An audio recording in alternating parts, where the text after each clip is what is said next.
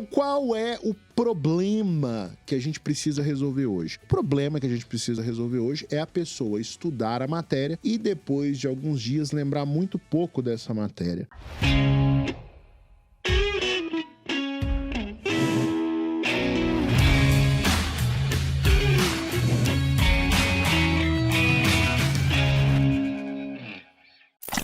Quem começou a trabalhar com isso foi um cara chamado Hermann Ebbinghaus, né? Eu não sei falar alemão, mas eu falo assim, meio embolado, para parecer que eu sei. O que esse cara viu, né? Ele desenvolveu um conceito que é o conceito de curvas de esquecimento.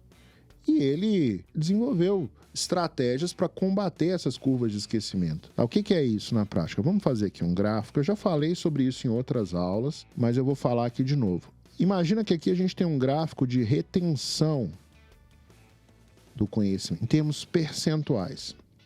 E aqui o tempo eu vou falar em dias, tá bom? Então, o que o Hermann Ebbinghaus descobriu? Quando você estuda um assunto, vamos pensar que no dia de hoje, você estuda um assunto. Se você estudar direitinho, eu vou te explicar o que é estudar direitinho. Eu já falei em outras aulas, mas basicamente é no mesmo dia você estudar a teoria, fazendo ali o resumo tosco e fazer também exercícios, tá? Na prática é isso. Quando você faz isso, naquele dia, a gente já falou, né? Que você pega o assunto, estuda ali 1 hora, 2 horas no máximo, uma determinada matéria. Metade desse tempo tem que ser para resolver exercícios, pelo menos, e a outra metade pode ser teoria. Pode ser mais tempo de exercícios, mas menos tempo não é muito bom. Você tem uma retenção de 100%. Porém, se com o passar do tempo, vamos colocar aqui algumas semanas, tá? Então aqui a gente tem 7 dias, depois 14 dias depois 21, depois 28 dias. Se por acaso, depois de uma semana, você não pegar nesse assunto de novo, é bem provável que você tenha esquecido uma parte. E sendo otimista, você vai ter uma retenção aqui na faixa dos 50%, tá? Ou seja, você esqueceu metade da matéria. 14 dias depois, se a gente considerar a mesma taxa de esquecer a metade da matéria, a gente vai ter 25% de retenção. E aí depois a gente vai ter algo perto ali na faixa dos 12%. E depois no final você lembra praticamente mais nada. E no final das contas o que a gente tem é isso aqui, ó. A gente vai esquecendo a matéria, né? Então esse nível de conhecimento é, sei lá, tipo, você lembra 10% da matéria, se muito, 5%. Se você não pega nessa matéria, se você não combate essas curvas de retenção. Agora, qual é o efeito de não combater as curvas de retenção? O primeiro efeito é que, como que funciona? A gente estuda a matéria hoje direitinho, faz a lista, estuda a teoria e faz os exercícios. Na semana seguinte, se a gente vai olhar a matéria, a gente tem a sensação de que não lembra muita coisa. E se a gente não faz nada, esse processo vai ficando mais grave e aí 3, 4 semanas, aparece um exercício daquele assunto pra gente resolver e a gente não sabe resolver.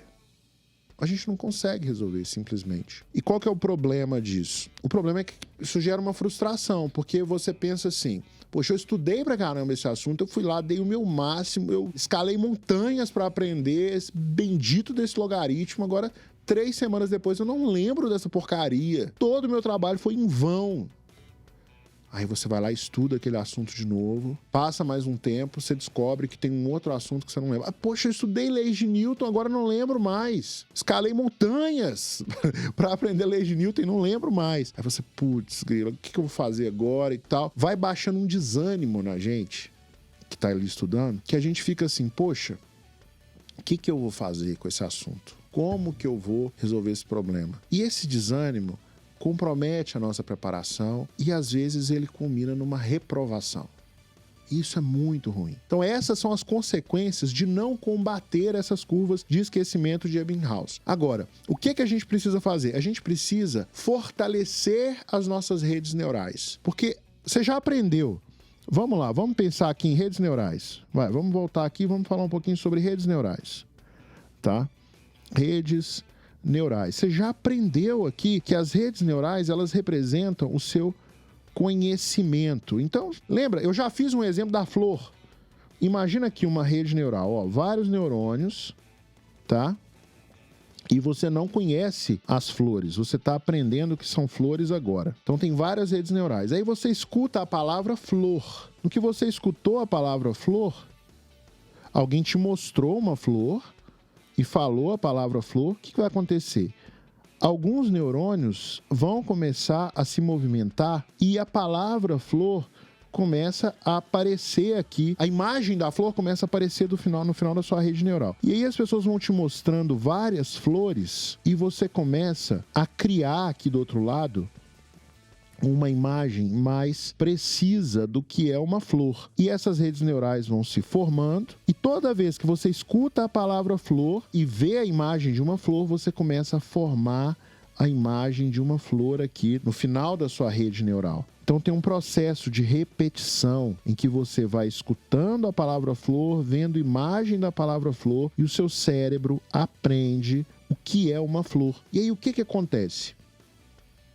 Olha só, acontece o seguinte. Depois que a sua rede neural está treinada, toda vez que você escuta a palavra flor, você vê uma flor. Quer ver? Depois que a sua rede neural está treinada, você pode não saber o que é uma flor. Mas quando você escuta a palavra flor, vem uma flor do outro lado. Esse é o processo de treinamento das redes neurais. Então você escuta a palavra flor, aí você escuta a palavra flor, aparece uma flor do outro lado da sua rede neural. Você aprendeu o que é uma flor. Agora, esse processo não é de uma vez. Existem etapas. Lembra que eu te falei que existem etapas? A primeira etapa é entender. Depois que você entendeu na aula, vem uma etapa de aprender, que aí você vai aprender com o estudo individual. Lembra? Ó, entender. Teoria mais resumo tosco, fazendo as anotações. O aprender é o estudo individual com exercícios. E o fixar é a repetição. Repetição como? Exercícios. Tá?